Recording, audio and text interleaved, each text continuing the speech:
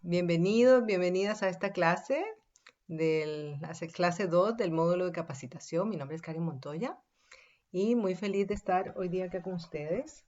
Les cuento que en esta clase vamos a profundizar en el tema de la capacitación, también en lo que es el aprendizaje del adulto, los estilos de aprendizaje. También vamos a ver los principios para la ejecución de una capacitación, las distintas metodologías que existen para ello y vamos a partir con el proceso de implementación de la capacitación. Así que espero que sea interesante para ustedes.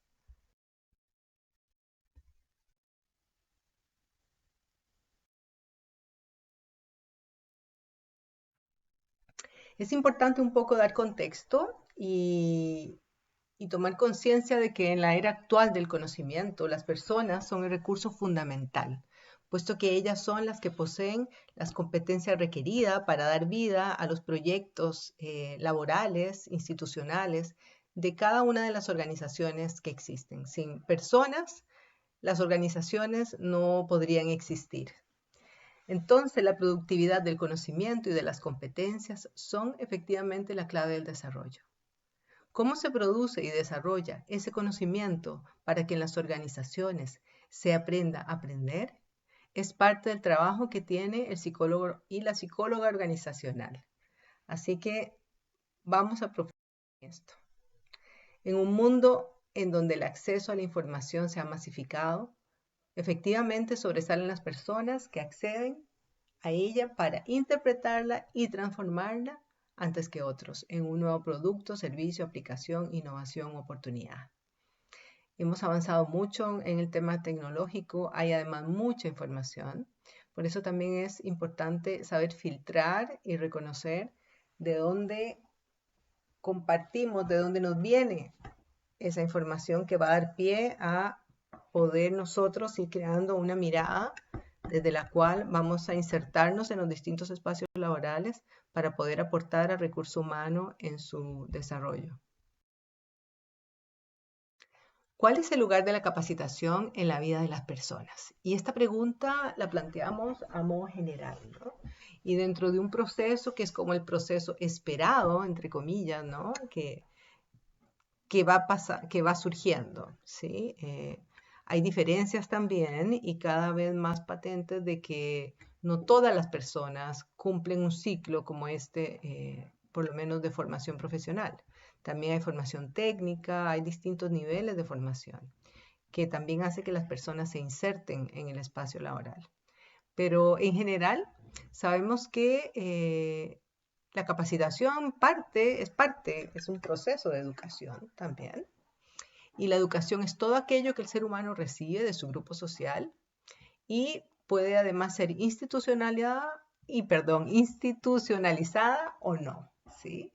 Toda la información que recibimos en el inicio de nuestra vida, con nuestra familia, con las personas que fuimos creciendo, todo eso es parte del proceso de educación. Y obviamente la cultura donde nos desenvolvemos, donde nos desarrollamos, va marcando esas pautas en nuestra educación. Y poco a poco, conforme vamos creciendo, vamos entonces entrando a un proceso de educación formal, ¿no es cierto? Cuando la persona entra en la educación, en la prebásica y empieza todo este proceso de muchos años de formación de la escuela, del colegio, y va teniendo este input, ¿sí? Que no para, que es infinito, que tiene que ver tanto con educación formal como educación informal también. También los grupos de pares, todas las influencias que puede tener la persona también a través del Internet, de las redes sociales, de los medios de comunicación. Todo en el fondo va siendo un bagaje teórico y práctico también, según las experiencias de la persona, que van formando todo su proceso educativo a lo largo del tiempo. Uh-huh. Llamamos educación profesional a justamente el tipo de educación que busca prepararnos para poder ejercer un trabajo. Y aquí es donde entra, por supuesto, también la formación más técnica o la formación más académica, entra dentro del proceso de educación profesionalizante, que es lo que estamos haciendo nosotros acá en este momento también, ¿no? Es un proceso de educación formal que busca la profesionalización. Pero cuando vamos de formación profesional, este también es un proceso que tiene objetivos más amplios y más inmediatos y busca la calificación a largo plazo. Entonces, es un proceso que tiene no solo un objetivo más inmediato, que es el de prepararnos, no sé, por ejemplo, en la educación profesional a manejar una máquina o a manejar un programa o un sistema, sino acá también todo un proceso de formación que busca la calificación, ¿sí? Y acá es donde entra todo lo que es la educación universitaria, todos los certificados de diplomados, por ejemplo, los postítulos que hagamos. Todo ese proceso es el de entra a formar parte de lo que llamamos la formación profesional. Y por último tenemos la capacitación en sí misma, que se da en el lugar de trabajo, tiene esa característica, eh, pero también se puede dar fuera del lugar de trabajo, pero tiene el objetivo de irnos entregando información e irnos apoyando a desarrollar habilidades y herramientas para poder enfrentarnos a nuevos desafíos. La capacitación aborda objetivos que son a corto plazo y bueno, se imparte, como decíamos, en el trabajo o en organismos que están preparados para eso, ¿no? Eh, por ejemplo, claro, puede ser también, hay instituciones universitarias, fundaciones que entregan procesos de capacitación, empresas de capacitación y asesoría. Entonces, hay distintos espacios que permiten a nivel de la sociedad ir creando estos procesos de capacitación. En algún momento, dentro del proceso de la vida en sí, ¿no? y de la vida laboral, las personas requieren adquirir nuevos conocimientos. Constantemente está cambiando la tecnología, constantemente están apareciendo nuevas modalidades de enfrentar problemas, de resolver situaciones, de incorporar nuevas prácticas. Y es importante para el desarrollo y el éxito de las organizaciones que las personas que trabajan en ellas accedan a estos nuevos conocimientos. Entonces, para poder frente a ello, requiere que adquieran entonces el conocimiento de las nuevas tecnologías, distintas metodologías o modelos que faciliten la comprensión y el desempeño, requieren información actualizada. Aun cuando al momento de ingresar a la organización se cuenta con conocimiento y habilidades necesarios para enfrentar el rol, siempre va a ser necesario irse actualizando. Y eso las organizaciones lo tienen muy claro actualmente, principalmente en las empresas más grandes, ¿no? En las organizaciones más grandes. Las empresas más chicas, yo diría, por mi experiencia, que están empezando como en estos procesos, ¿no? De capacitarse para ir todo lo que son los procesos de incubación, por ejemplo, de emprendedores, son procesos de capacitación que facilita el Estado también para que las personas puedan ir teniendo mayores herramientas para enfrentar sus desafíos laborales. Y principalmente cuando es un tema de emprendimiento que es muy difícil.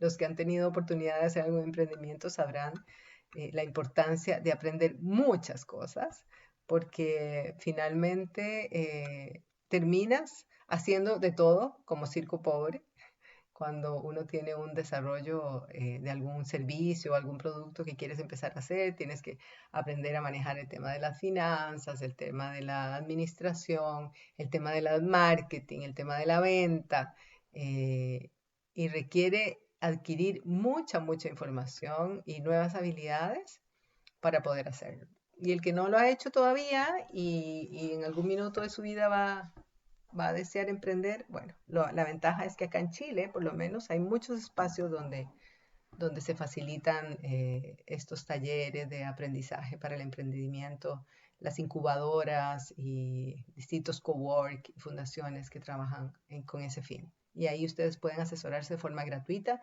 y mi experiencia ha sido muy buena en realidad teniendo asesorías de todo ahí, ¿no? Pero se puede conseguir asesorías de muy buena calidad también. Entonces, la capacitación es una forma mediante la cual se obtienen aprendizajes al interior de las organizaciones, aprendizajes que permiten a la organización en sí ir generando el cambio deseado, ¿sí? Para que las personas se vayan justamente adaptando a esos cambios que las empresas van definiendo y planificando. La capacitación, para que sea útil, requiere que sus objetivos concuerden con los objetivos estratégicos de la organización. Tiene que haber un trabajo de alineamiento y de mucho conocimiento de cada una de las personas que forman parte de la empresa, del área de recursos humanos, comprender bien de qué se trata y hacia dónde van, ¿no? Los demás departamentos, cuando estamos hablando de una organización grande, que muchas veces se puede caer como en la segmentación de los departamentos y convertirse como en pequeñas islas, que cada uno como maneja sus metas, sus objetivos y no hay mucha integración del conocimiento. Esa forma de abordar la tarea no es efectiva y en ese sentido es muy importante que haya una interrelación y desde la mirada sistémica permite muy bien comprender esto, ¿sí? Pero en la práctica lo que yo he observado es que falta todavía mucho trabajo en esa línea, eso del alineamiento de objetivos, ¿no? Y el rol de nosotros como psicólogas, como psicólogos organizacionales, es poder apoyar también a crear la conciencia de esa necesidad.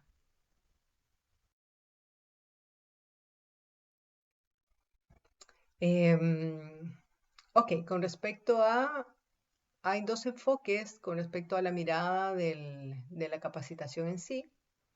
El enfoque tradicional nos dice que la capacitación es un medio para adecuar a cada persona a su trabajo y para desarrollar la fuerza de trabajo de la organización a partir de los puestos que ocupan.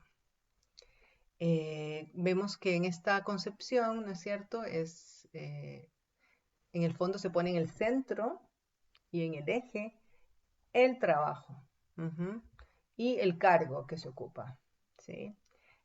Además, es un proceso, se define mediante el cual se preparan a las personas para que desempeñen con excelencia las tareas del puesto de trabajo, ¿sí? En la actualidad esto ha variado. Este concepto de darle esta relevancia al puesto de trabajo empieza a cambiar. Y vemos que en la actualidad se habla más bien de que la capacitación es un medio para apalancar el desempeño en el trabajo, un medio para desarrollar las competencias, para ser más creativas, innovadoras y valiosas a las personas. Entonces trasciende el puesto de trabajo y se cambia la mirada a la mirada de competencias, que ese es un tema que entiendo que ustedes ya vieron, ¿no? La evaluación por competencias y todo lo que esto significa. Igual vamos a repasarlo un poquito, pero va más allá del puesto de trabajo, ¿sí? Y de esta forma, entonces, desde esta mirada, la capacitación viene a agregar valor a las personas, primero, valor a la organización y finalmente el valor a los clientes. Finalmente y no menos importante, porque sin los clientes la empresa no puede subsistir, ni el hospital, ni el banco, ni la fundación, ¿sí? Todas las organizaciones requieren de algún cliente o un usuario que le da el sentido a la organización en sí. Entonces, esta mirada, como podemos ver, genera ya una relevancia al factor humano, a la persona en sí, y vela también por, más bien, apoya a aumentar la motivación en los trabajadores, lo cual es reconocido como algo sumamente importante. Ok, acá vemos que un poquito para profundizar en el tema de la mirada más tradicional y una mirada más moderna sobre los procesos para incorporar a las personas, Chavenato nos muestra estas dos miradas. Y entonces nos dice que en el esquema tradicional, esto es un poco para poder, es una herramienta para que ustedes puedan evaluar, ¿sí?, los procesos para reclutar personal en su organización, pero sirven también para poder observar cómo enfrenta la organización el tema de la capacitación. Entonces es una mirada que nos permite mirar esto. Entonces, en un esquema más tradicional vamos a ver un enfoque más operacional y en el esquema moderno un enfoque más estratégico, con una mirada más a largo plazo, ¿sí? La primera es una mirada más como espontánea, por decirlo así, más reactiva a la necesidad, ¿ok? En el esquema tradicional hay una acción que es microorientada, entonces se enfoca en la persona, en el puesto de trabajo y para que pueda cumplir la tarea. Y en el esquema moderno es una acción macroorientada, o sea, una mirada más de sistema, más de comprender que el proceso es más amplio y que lo que cada trabajador haga va a influir también en el desempeño de su equipo y por lo tanto en el desempeño de toda la organización.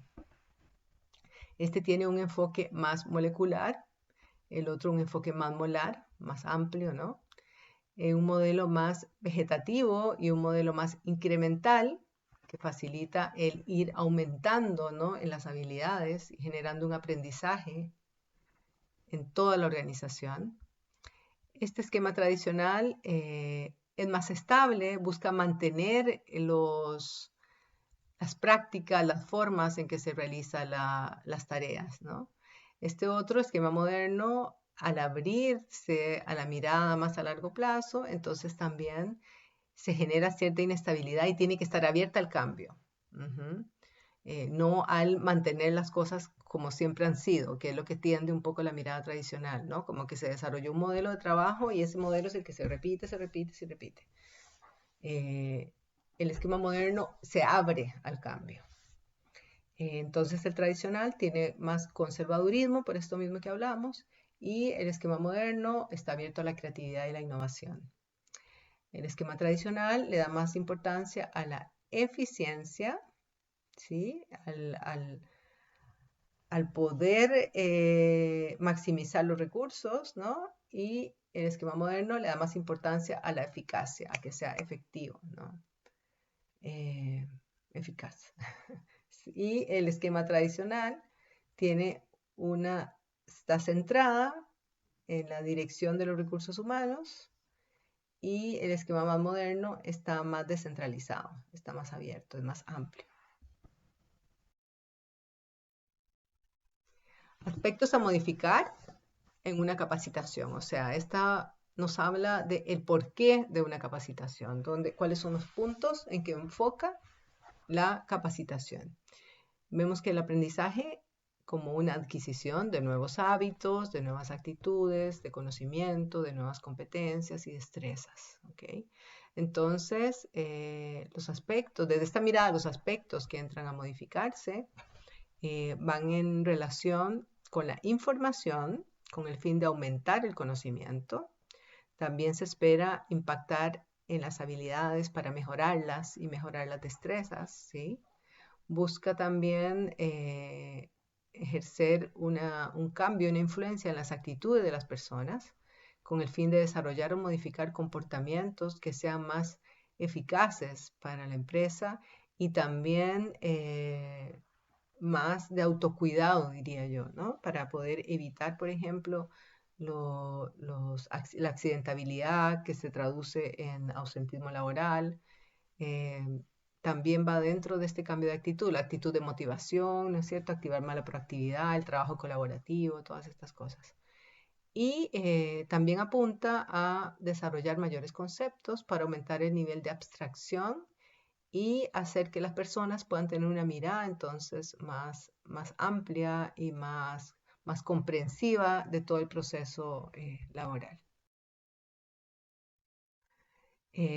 Ok, cualquier pregunta que tengan de esto, van a estar mis datos creo en la plataforma, o pueden inscribir a Javier Barría, que es la persona que ha estado a cargo, y me pueden contactar si tienen alguna pregunta adicional, o lo podemos ver el día martes en la clase presencial también. Ok, con respecto a lo que es aprendizaje en adultos, un poco lo hablamos el otro día en el taller, un poco vinculado a los enemigos del aprendizaje, ¿sí? Porque sabemos que ahí, bueno, ese modelo de enemigos de aprendizaje nos permite ver en el fondo las resistencias que podemos tener algunas personas y muchas veces de forma inconsciente al momento de enfrentarnos a los procesos de aprendizaje, ¿no? Esta apertura para aprender.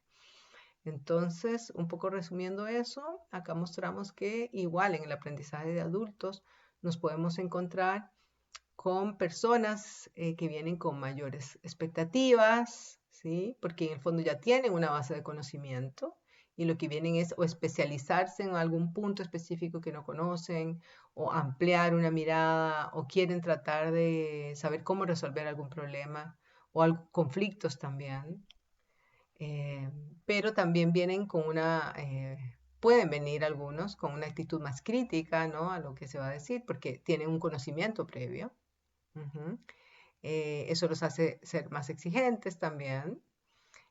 Pueden venir rechazando las cosas nuevas también. Aportan de su experiencia, por supuesto. Y podrían también dudar de la experiencia del facilitador. Entonces, es importante reconocer un poco cuando creamos los procesos de capacitación en sí, cuando se ejecuta una capacitación, tener un poco más conocimiento de las personas que están ahí, escucharlas, observarlas. Es también útil preguntar, ¿no? Antes de hacer la capacitación, tener más información sobre la dinámica, la forma, sobre la información que manejan también al respecto del tema que vayamos a abordar las personas que vienen a este proceso de capacitación, y estar nosotras más preparadas, más preparados para poder entonces entregar un servicio y que sea bien acorde a lo que necesitan. Y si lo que nos corresponde es organizar esta capacitación y buscar expertos en el tema, entonces igualmente poder transmitirle a ese experto, relator que va a venir a dar la capacitación, qué es lo que efectivamente estamos buscando, qué es lo que las personas en la organización necesitan. Entonces, podemos decir que el aprendizaje de adultos exige dejar los conocimientos que este adulto en algún momento adquirió, ¿sí? Que lo pueden traer a cuestionar lo que les estamos mostrando en la capacitación, a revisar la información, a dudar también. Y también implica que los adultos con el proceso de capacitación generen un cambio de actitudes y de comportamientos. Eso es lo que se espera. Y esto significa que el adulto, si se entró en este proceso de aprendizaje y fue efectivo, en algún punto va a poder dejar lo que ya sabe y reemplazarlo por algo nuevo. Y esto algo nuevo va a ser beneficioso para su desempeño y para sí mismo finalmente. Y con esto estamos hablando de facilitar un proceso de aprender a aprender. Esa es tarea nuestra también, que con la forma en que hagamos la capacitación, seamos capaces de facilitar este espacio para aprender a aprender.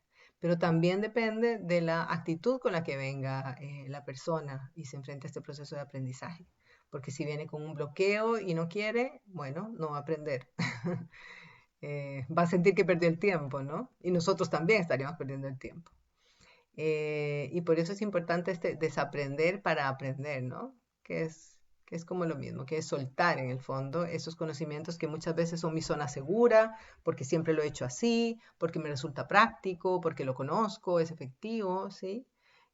O no fue efectivo, pero está desactualizado. Por ejemplo, pasó mucho durante la pandemia, ¿sí? Que muchas personas se enfrentaron al tema del trabajo a distancia o desde su casa, ¿no es cierto? Y generó muchas dificultades al inicio porque muchas personas con alto desconocimiento en tecnología se vieron muy complicados y se tomó mucho tiempo en poder aprender cómo usar el Zoom, cómo usar las distintas plataformas, el Meet, qué sé yo, para poder hacer esto de las reuniones. Muchos equipos no hicieron reuniones tampoco, entonces se empezaron a generar muchos distanciamientos en los equipos. Dejó de ser trabajo colaborativo, las personas se sintieron como islas más en sus propios espacios, empezó a fallar la comunicación y se generaron muchos conflictos y también a nivel de salud mental impactó esto también. Que en el minuto en que ya conforme fue pasando el tiempo y fueron incluyendo más, fueron teniendo apertura a lo tecnológico, entendiendo cómo realizar el trabajo así y tomando la conciencia de lo importante que era reunirse aunque fuese de forma online. En algunos casos fue más fácil generar este proceso y en algunos casos fue más difícil hacerlo. Y bueno, ya ahora por suerte podemos decir que ya por el momento estamos retornando a una normalidad, ¿no es cierto? Pero sí, bueno, generó hartos aprendizajes con respecto al uso de tecnologías para comunicarse, la pandemia. Ok, la forma en que nosotros como adultos procesamos, internalizamos, recordamos materiales nuevos y difíciles, no necesariamente es la misma para todos, ¿sí? Y esto incluye siempre desde la infancia, ¿no? Cada persona tiene procesos de procesamiento, valga la redundancia, de la información de forma distinta, ¿sí? Y es muy bueno cuando logramos conocer cuál es nuestra forma más eficaz, cómo aprendemos más fácil, de qué forma asimilamos mejor. La capacitación formal y eficaz debe individualizarse a fin de que refleje el estilo de aprendizaje de cada asistente.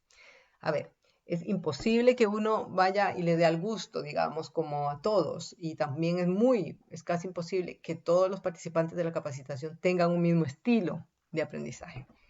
Pero sí debemos de tomar en cuenta esto y al momento de poder planificar una capacitación y escoger las técnicas, las dinámicas, las formas de ir entregando el material, debe de ser de forma muy diversa, ¿sí?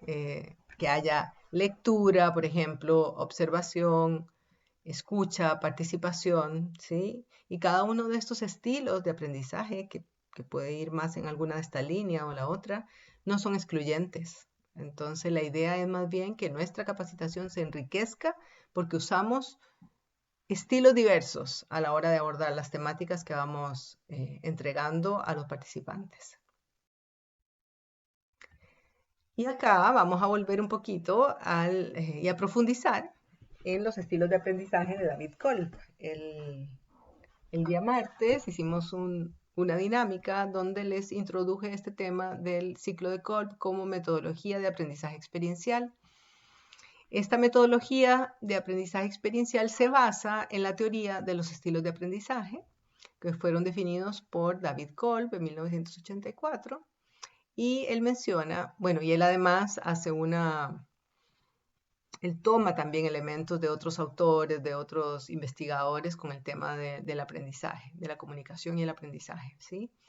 Pero en síntesis, Kolb nos dice que las capacidades de aprender que se destacan por encima de otras es por consecuencia de factores hereditarios, por experiencias previas y exigencias del ambiente actual.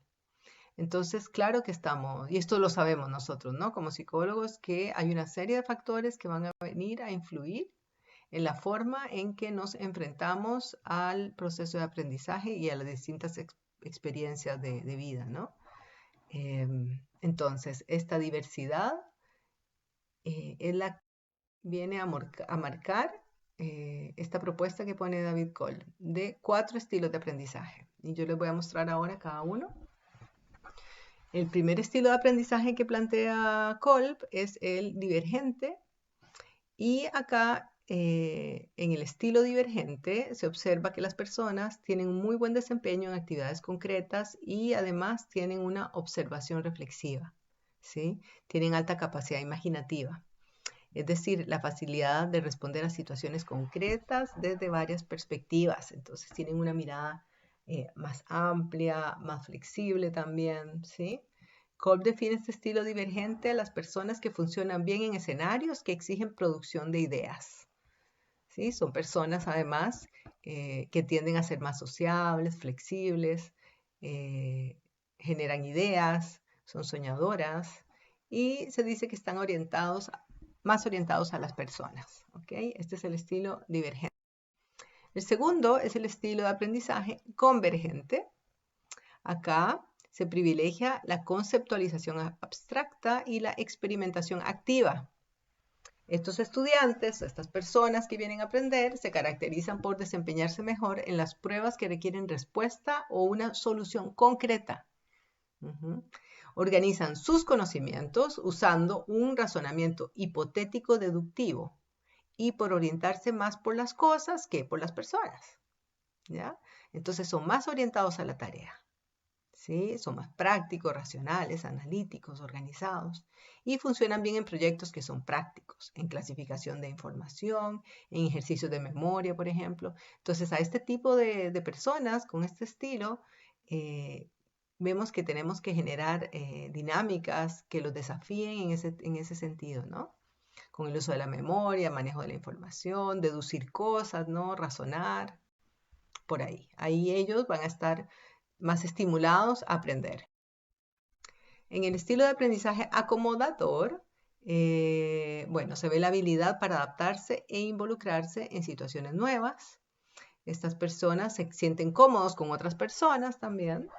Son intuitivos, observadores, pragmáticos y son buenos para relacionar contenidos. Son imaginativos y también emocionales y prefieren estrategias metodológicas, por ejemplo, como trabajar en grupo, ejercicios imaginativos, trabajos de expresión artística, leer y discutir temáticas, realizar gráficos ilustrativos, hacer entrevistas.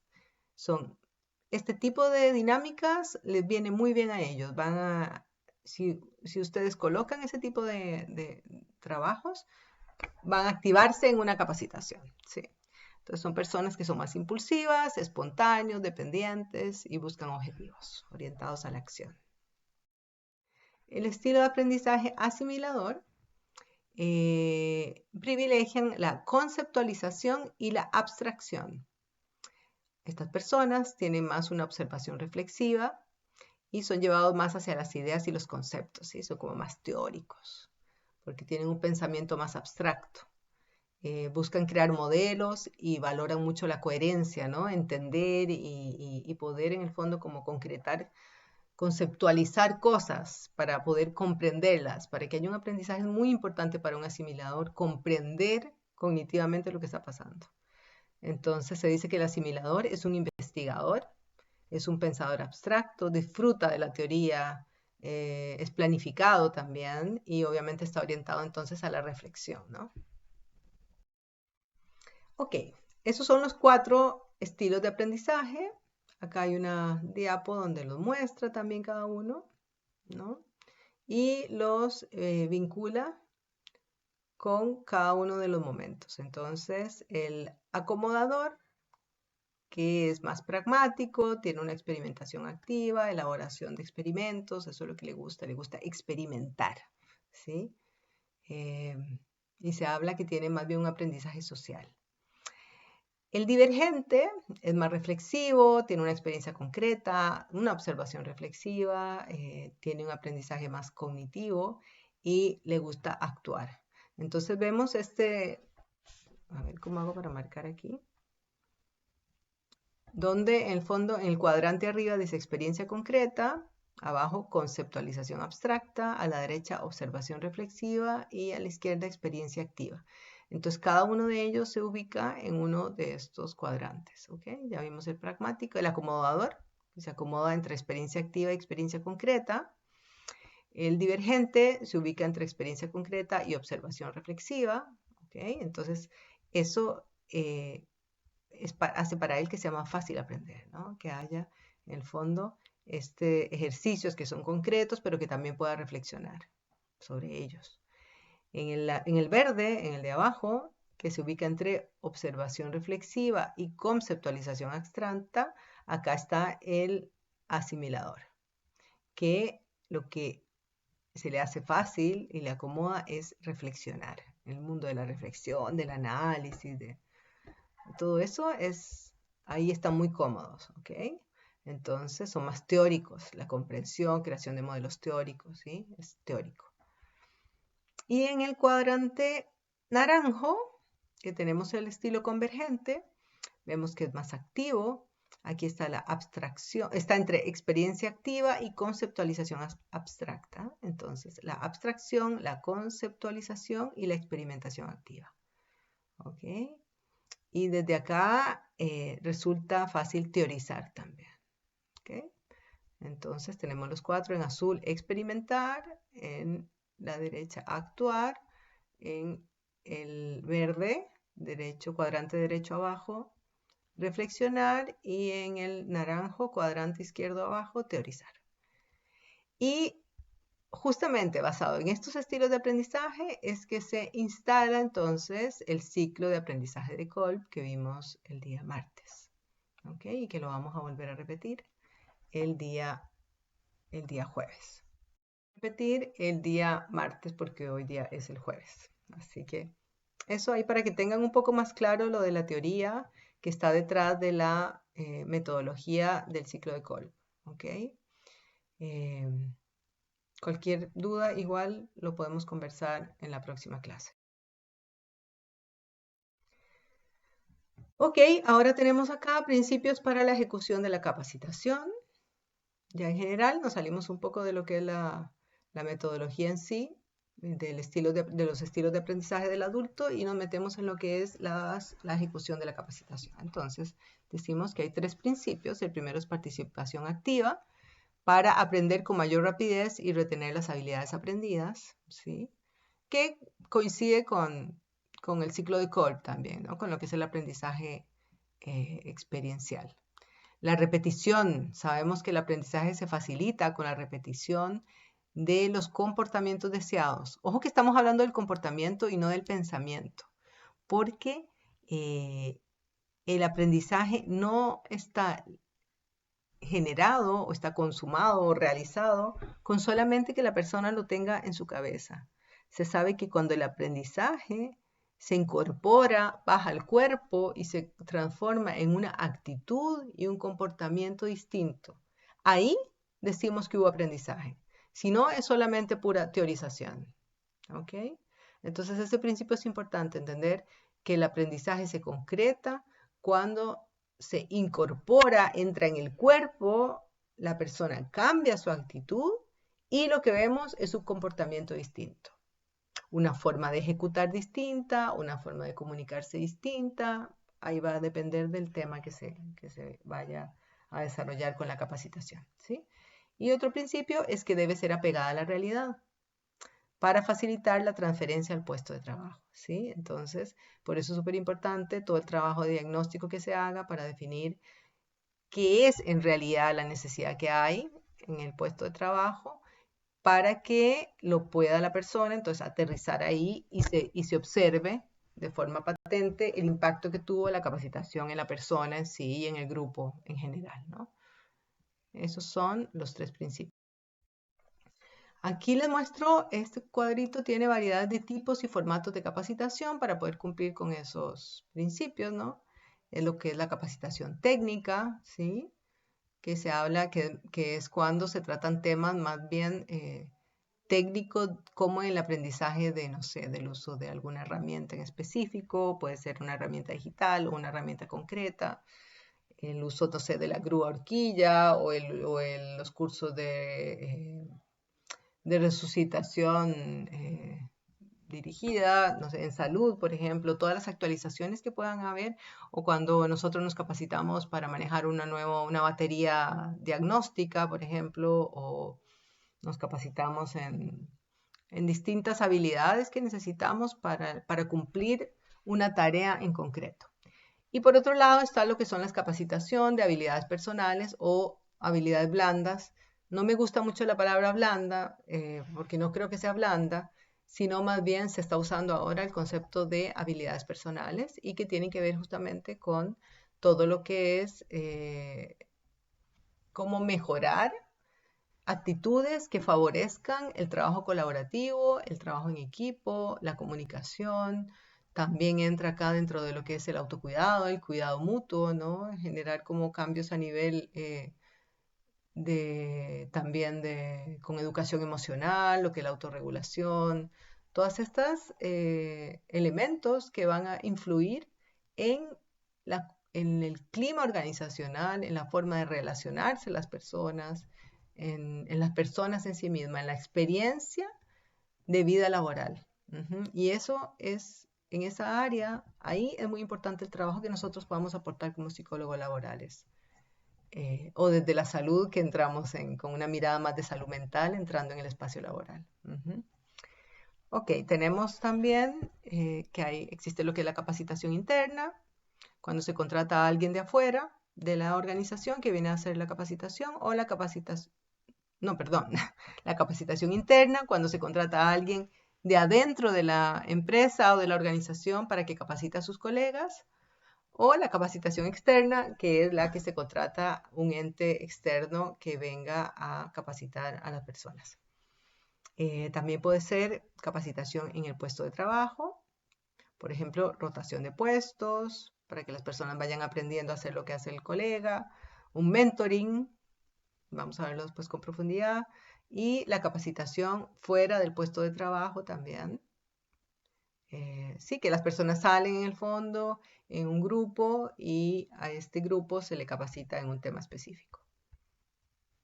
La capacitación autodirigida, que es la que la misma persona va decidiendo cuándo la va haciendo, ¿no? Hay muchas organizaciones que ponen mucho en servicio público, se pone a disposición de los funcionarios capacitaciones ahora digitales, en cápsulas, encapsuladas, que las personas se van inscribiendo y van haciendo a su ritmo. Y existe la capacitación dirigida, que es la que ya es más formal, digamos, y que tiene que ver con que hay una persona que va guiando a este grupo para el proceso de aprendizaje. La capacitación formal, también que entra dentro de lo que es un espacio definido de capacitación. Y la capacitación informal, que se da mucho también en las organizaciones, que es cuando un jefe o algún colega con más experiencia le explica a otro colega ahí durante la jornada laboral cómo desempeñar alguna tarea, cómo enfrentar una nueva situación que no conozca, que eso es la capacitación informal. Ya, quizás están un poco cansados. Pueden hacer una pausa y tomarse un café, ir al baño, si es que no lo han hecho. Ok, y eso es solo bueno, que pueden pausar en cualquier momento y volver a retomar. Ok, entonces, diferentes metodologías de capacitación. La capacitación basada en puestos, en los puestos laborales, que es la capacitación tradicional, ¿no? Que está basada en el fondo en la necesidad de ese puesto, que viene de la línea más conservadora, ¿no? Esa que vimos al inicio, y que significa eso, capacitar a la persona según lo que necesita su puesto de trabajo, la tarea concreta que le hace falta, ¿ok? Existen también las pasantías, que ustedes las conocen seguramente, ¿no? Que es ir a un tiempo a hacer un trabajo en otra zona de la organización, por ejemplo, o ir a otro lugar, aprender y volver, traer esa información a la empresa para poder compartirla con el resto. Entonces, pasantía es eso. La inducción, que se da generalmente al inicio cuando la persona entra al trabajo y se le da la inducción al cargo, al puesto de trabajo, se asigna una persona que conozca el cargo, que va a acompañar al trabajador o trabajadora nuevos a introducirlo en sus funciones y en la empresa. Está el coaching, que es un proceso de acompañamiento por una persona que está entrenada para facilitar procesos de organización, de planificación, de mejoras dentro de los equipos o dentro de las personas en las empresas. Entonces, el coach no necesariamente es un experto en la temática en sí, y su función no es venir a capacitar en un tema como experto, sino más bien venir a facilitar un proceso de toma de conciencia, para aumentar la capacidad de la persona de movilizar sus propios recursos, de pedir ayuda, de crear un plan de mejoría en total. Y por eso ha significado un gran aporte, aunque también se ha convertido al ser una formación que como que no ha sido tan cuidadosa, digamos. Han habido muchas formaciones de coaching que no han formado bien a las personas y por ahí de repente también se pone en duda un poco como la capacidad de los coaches.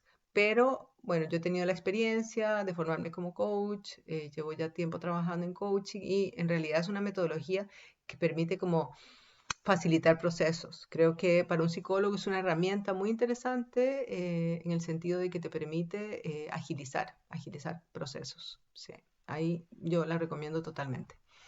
El mentoring, que tiene otro sentido distinto, acá la persona, el mentor, es alguien experto en el tema, en la temática, y desde su expertise viene y acompaña a otro para que pueda aprender las cosas, lo que necesita y que esta persona es experta. Entonces se genera esa relación ahí de acompañamiento. Bueno, el e-learning ya ustedes todos lo conocemos, es lo que estamos haciendo ahora, aprender a través de medios digitales, ¿no? A distancia, con todas estas plataformas y cosas que existen. El training es un entrenamiento también, habilidades de lo que se requieren y es más dinámico también. Y la capacitación basada en modelo de competencias. Y aquí vamos a recordar un poco de competencias, ¿sí? Recordemos que había un diccionario de competencias que debería tener cada organización porque en él se encuentran las competencias que tiene una organización en general. Cada organización debería tener su diccionario de competencias. Esa es una tarea también del psicólogo organizacional, puede ayudar en la creación de este diccionario de competencias o en la actualización también. Existe también el perfil de competencias, que es cómo se distribuyen estas competencias a la hora de analizarlas, ¿no? Y puede ser por cargo, por familia de cargos, por jerarquía o por unidad o área. Y la brecha de competencias, que es la diferencia entre el estándar definido por la organización, ¿no? Como lo ideal, y lo que encontramos cuando se genera un proceso de evaluación de competencias en las personas. Entonces, claro que ese espacio ahí entre el ideal y lo que nos encontramos en la realidad genera esta brecha de competencias que se tiene que venir a trabajar en el proceso, ¿no? Entonces, acá tenemos la brecha de competencias, que son justamente qué competencias necesita la persona para poder desempeñarse en el cargo, y eso se convierte en una demanda entonces para el desarrollo de esa persona. ¿Sí? Entonces se genera, a partir de esta evaluación, se genera un plan de desarrollo individual que va a contener distintas actividades de desarrollo, entre ellas actividades de capacitación. Y ahí entra entonces el tema de la capacitación, cómo se gestiona con base en el modelo de competencias. Ya, este es el último temita porque se está haciendo muy largo esto y vamos a continuar. En la última clase cerramos los temas, pero con respecto a la implementación de la capacitación, vemos que el ciclo de capacitación tiene 4 pasos. El primero es el diagnóstico, el segundo es la planificación, el tercero la ejecución y el cuarto la evaluación. Solamente vamos a alcanzar en esta PPT ver el punto 1 y van a quedar pendientes el 2, 3 y 4, ¿ya? Lo vamos a terminar el día del taller. Entonces, el objetivo de la detección de necesidades es determinar con clientes internos, o sea, con jefaturas y los actores más relevantes, los problemas, desafíos o necesidades que interfieren en el desempeño de las personas y que de forma agregada afecta el desempeño organizacional. Eso es, en el fondo, el objetivo y es muy importante tener esto claro porque este primer punto es el que va a marcar la pauta de todo lo que sigue. Entonces, para eso se requiere recolectar el máximo de evidencia sobre los problemas y ahí probablemente nos va a tocar entrevistar a distintas personas en distintos momentos para poder ir recolectando la información que nos permita entonces darle una base firme a nuestra propuesta. Hay que consensuar también si una capacitación es lo adecuado para solucionar ese problema o quizás la solución va por otro lugar. Consensuar y conocer expectativas de los clientes internos. Los clientes internos son las personas que trabajan dentro de la organización y si nosotros somos del Departamento de Recursos Humanos, nuestro cliente interno, por ejemplo, puede ser el Departamento de Finanzas, porque en finanzas se detectó una necesidad y ahí hay, no sé, ha habido mucho ausentismo laboral, por ejemplo, y mucha licencia médica y entonces se ha recargado el trabajo entre los demás miembros del equipo y está habiendo problemas en la comunicación, en las relaciones interpersonales, por ejemplo, y entonces hay que venir a mirar qué soluciones pueden tener eso. Y puede ser que haga falta, por ejemplo, contratar a alguien más que venga a reemplazar, por ejemplo, y eso no tiene que ver con capacitación.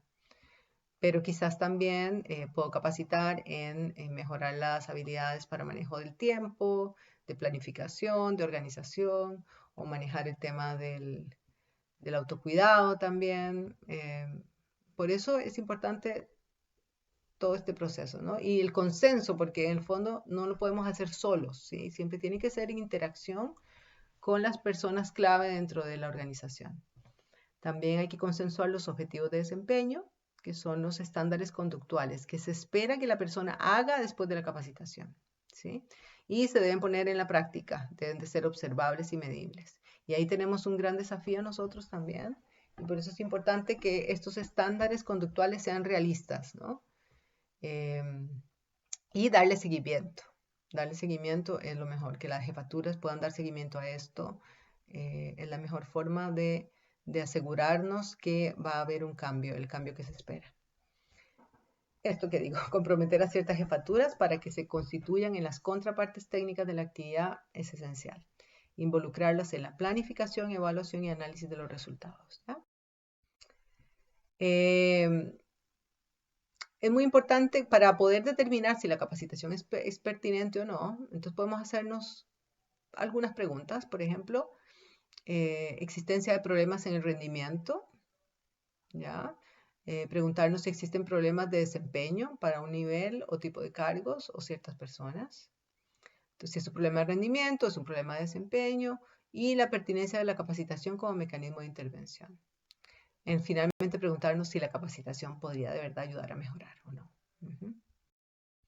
Y para determinar también si es pertinente, podemos preguntarnos sobre habilidades, conocimientos y actitudes de las personas. ¿Es capaz esta persona de hacer este trabajo? ¿Tiene la capacidad para hacer este trabajo? ¿Tiene los recursos que necesita para hacer este trabajo?